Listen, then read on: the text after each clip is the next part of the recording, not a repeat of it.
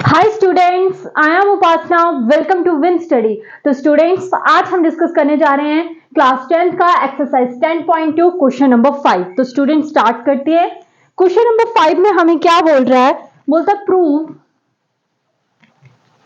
That the perpendicular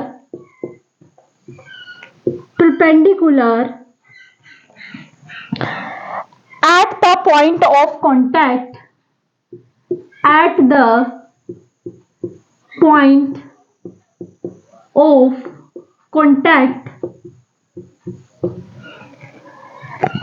point of contact to the tangent to a circle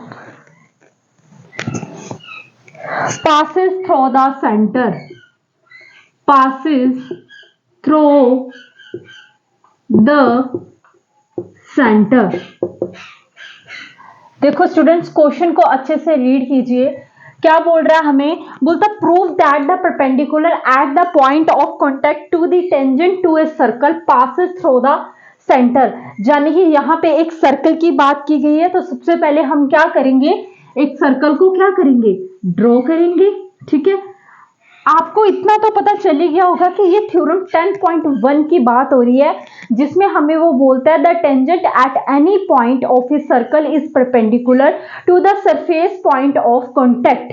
यानी कि ये हमें प्रूव करने को क्या बोल रहा है कि जो सर्कल के बीच में परपेंडिकुलर हम ड्रॉ करते थे ना थ्योरम 10.1 में, कहता वो सेंटर से ही होकर पास हो सकता है, आप कहीं और से उसको पास नहीं करवा सकते। मतलब देखिए बेटा, यहां पे एक सर्कल होता था, ये क्या ये टेंजेंट है ए बी।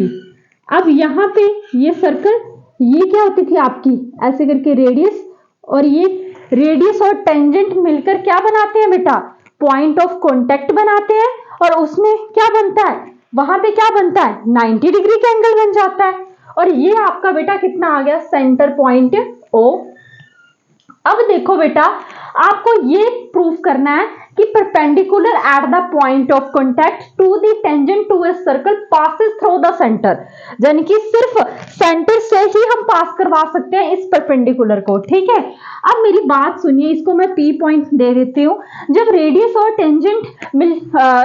टेंजेंट जब मिलते थे तो वहां पे क्या होता था? पॉइंट ऑफ कॉन्टेक्ट होता था, और वहां पे क्या बन जाता था बेटा? 90 डिग्री का एंगल बन जाता था। ठीक है, तो लिखते जाइए जैसे गिवन में जो है। पहले तो लिखो गिवन में देखिए आपको क्या क्या दिया है। बोलता है ए सर्कल, मेरे साथ लिखते जाइए, a circle with centre O. ठीक है, आपने एक सर्कल बनाया विद सेंटर ओ। आगे लिखिए, बोलता है A B is a tangent. क्या ए भी एक टेंजेंट है? यस है। किस पे? पॉइंट पी पे। तो एट पॉइंट पी। ठीक है, आगे क्या बोल रहा है हमें? P on the circle. ठीक है, अब देखो, क्या एंगल ओ पी भी 90 डिग्री है? ये तो आपको थ्योरम 10.1 से पता चल चुका है। तो यहां पे लिख लीजिए angle O P B is equal to 90 degree. Reason क्या लिखेंगे आप? थ्योरम 10.1। यस, पर लेकिन आप पूरा लिखेंगे। मैं लिख के बता देती हूँ आपको, एग्जाम में यहां पे ऐसे नहीं लिख के आना कि थ्योरम 10.1। नो, आपको लिखना है the tangent at any point of a circle is perpendicular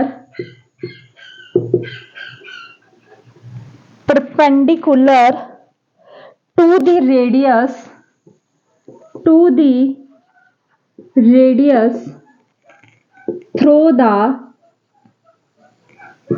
the point of contact, है ना? अब आपको इसको फर्स्ट इक्वेशन मान लेना है, ठीक है, आपको क्या करना है, इसको फर्स्ट इक्वेशन मान लेना है। अब देखिए बेटा, हमें क्वेश्चन में अब हमें इतना तो पता है कि जो ये परपेंडिकुलर है ये सेंटर से पास होके जा रहा है। अब हमें एक ऐसा परपेंडिकुलर ड्रॉ करना है, जैसे क्लास में सभी बच्चों का माइंड एक जैसा तो नहीं होता ना, उसी तरह हो सकता है कुछ बच्चे सोच रहे होंगे हम बिल्कुल सेंटर से ही क्यों परपेंडिकुलर ड्रॉ कर रहे हैं। जैसे मान लीजिए बेटा, मैं यहां से यहां एक परपेंडिकुलर ड्रॉ कर लेती हूँ और इसको नाम दे देती हूँ एम, ठीक है। मैं क्या करती हूं, यहां पे क्या करती हूं, परपेंडिकुलर ड्रॉ कर देती हूं और इसको मैंने नाम दे दिया एम। अब देखो, अब ये जो आपका मैंने ये ड्रॉ किया, ये जो आपका एम पी है ये क्या एक परपेंडिकुलर है। आपने एम पी क्या बनाया, एक परपेंडिकुलर है। तो जो जो आपने लिखा आप लिखते जाइए। क्या लिखोगे आप, लिखो if possible at PM is perpendicular to AB, perpendicular to AB। लेकिन आपको इतना भी पता है आपने ये O से पास होकर नहीं किया, तो आप साथ में ये भी लिखोगे not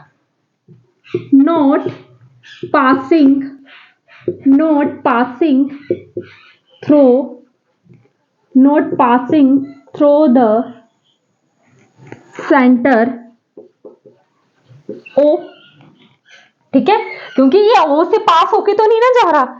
अब आपने एमपी को एक परपेंडिकुलर बनाया है, आप बोल रहे हो कि इफ पॉसिबल अगर ऐसा हो सकता है कि पीएम क्या एक परपेंडिकुलर है ए बी पे, लेकिन not passing through the centre हो, इट मींस ये भी किसका हुआ, 90 डिग्री का एंगल हुआ। यानी कि आप ऐसे लिख सकते हो कि angle M P B is equal to 90 degree. लिख सकते हो या नहीं लिख सकते हो, क्योंकि परपेंडिकुलर का मतलब क्या होता है, 90 डिग्री। तो इसको आप क्या कर लोगे, दूसरी इक्वेशन मान लोगे। अब देखो आपका एंगल OPB भी 90 डिग्री है, MPB भी 90 डिग्री है, तो क्या आप इसको ऐसे लिख सकते हो, लिखो।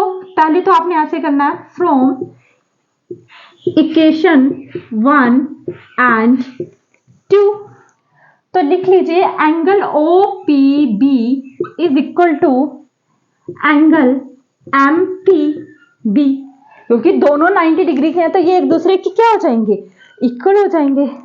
अब मेरी बात सुनिए कि क्या angle OPB is equal to angle MPB है, क्या angle OPB is equal to MPB है, नहीं। कैसे, देखो बेटा, ये क्या आपका OPB और ये क्या आपका MPB, अरे ये तो ऑलरेडी इसके अंदर आ रहा है, ये तो इतने का, ये एक दूसरे के इक्वल कैसे हो सकता है, ये तो खुद ये इतना इतना हिस्सा तो खुद इसका एक पार्ट है ना। देखो इधर देखो, ये क्या आपका, ये मैंने बनाया ना, ये क्या आपका O, ये क्या आपका P और ये क्या आपका B, यहाँ पे 90 डिग्री का, और ये बन रहा था आपका एक 90 डिग्री आपने माना था। तो देखो ये आपका, अब आपका मन किया आपने यहाँ पे M पॉइंट बना लिया ऐसे करके, तो बेटा ये तो खुद इसका एक पार्ट है, तो ये एक दूसरे के इक्वल कैसे हो सकता है, नहीं हो सकता ना। तो इट मींस जो हमने सपोजिशन करी थी, जो हमने ये कॉन्ट्राडिक्शन किया था, इट मींस ये क्या था, रॉन्ग था। तो लिखिए which is not possible, ऐसा तो हो ही नहीं सकता क्योंकि ये तो खुद क्या है, इसका एक पार्ट है। तो लिखो which is not possible as a part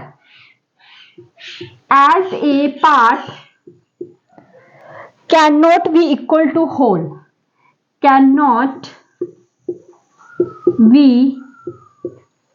equal to whole, ठीक है। तो आगे लिखेंगे thus it contradiction our supposition, thus it contradictions our supposition is wrong. ठीक है, आगे लिखो।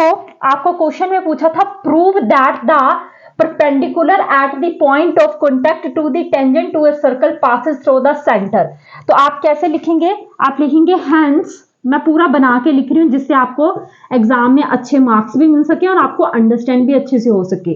तो hence the perpendicular at the point of contact at the point of contact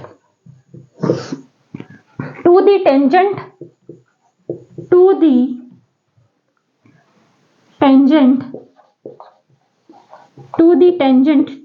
a circle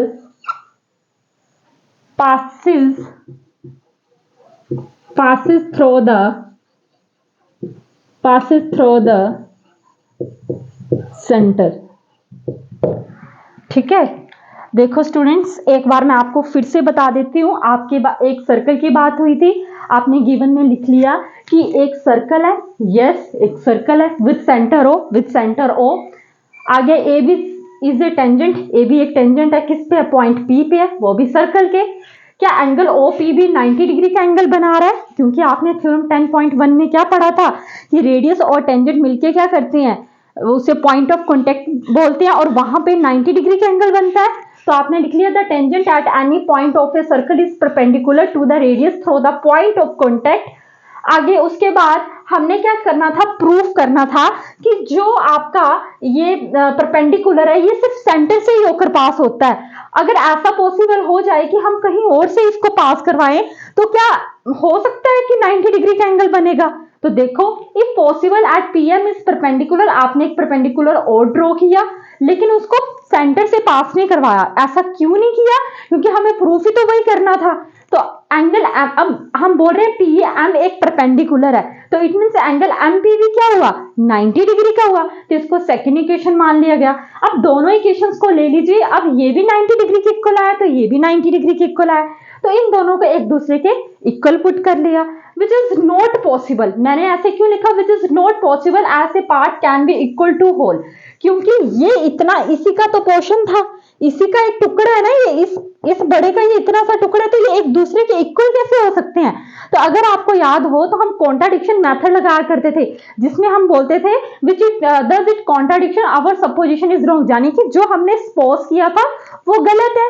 जरूरी तो नहीं जो हम सपोज करें वो हर बार सही होता है। तो ये हमने प्रूफ कर दिया कि हेंस द परपेंडिकुलर, वो हमें at the point of contact to the tangent to a circle passes through the centre, कि जो आप परपेंडिकुलर ड्रॉ करते हो वो हमेशा किस में होता है? सेंटर से ही पास होकर जा सकता है, और यही आपको प्रूफ करने को बोला हुआ था। तो आई होप स्टूडेंट्स कि आपको मेरा ये क्वेश्चन समझ आया होगा। अगर आपको मेरी वीडियोस पसंद आ रही है तो प्लीज मेरे चैनल को लाइक करें, सब्सक्राइब करें एंड कमेंट करें, और नेक्स्ट क्वेश्चन करेंगे हम अपनी नेक्स्ट वीडियो में। थैंक यू सो मच मेरी वीडियो को देखने के लिए।